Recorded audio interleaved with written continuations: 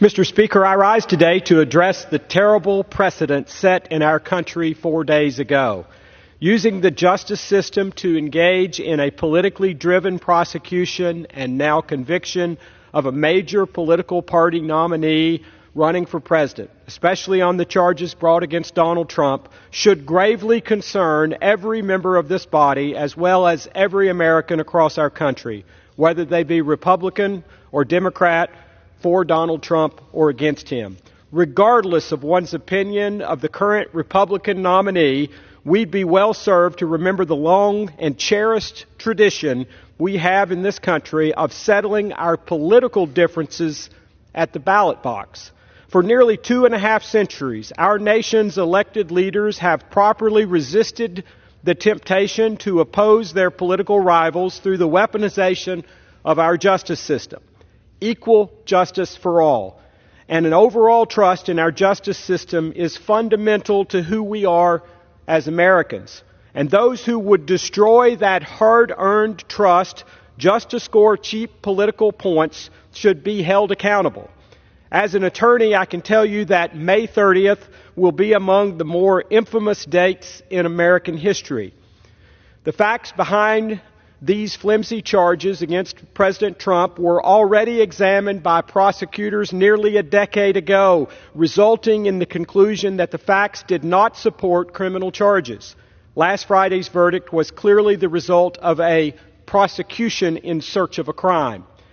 The primary accusation in the entire case is that of falsifying business records, a misdemeanor crime in the state of New York. Yet this district attorney questionably elevated these charges to felonies, dubiously creating what was essentially a first-of-its-kind prosecution. For those not convinced Donald Trump's prosecution was driven by nefarious politics rather than the law, consider that the DA who brought these charges actually campaigned on, quote, getting President Trump. Also consider that the entire basis for this verdict is the testimony of a convicted felon found guilty of perjury who also admittedly stole money from the Trump organization. The same witness has since celebrated the verdict, even saying the verdict is, quote, exactly what America needs right now, close quote, and, quote, I would like him to feel what I felt, quote, close quote. Revenge seems to be the motive. We're hearing the quiet part out loud, Mr. Speaker.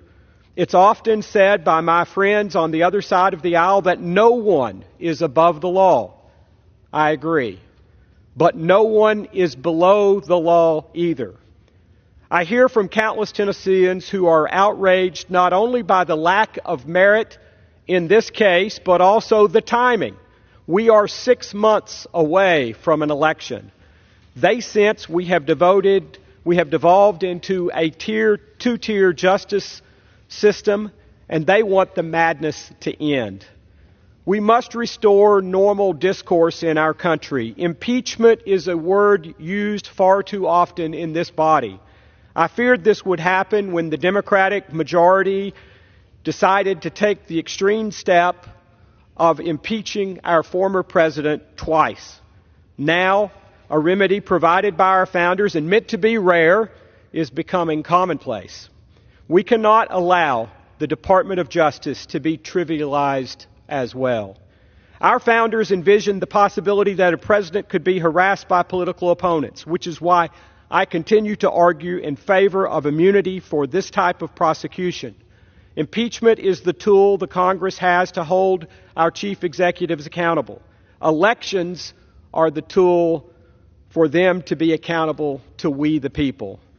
I look forward to the appeal of President Trump's conviction, and I believe it will be successful. In the meantime, House Republicans will continue doing all we can to shine a light on the heavy-handed tactics of the Biden Department of Justice. We will continue to conduct our constitutionally required oversight duties.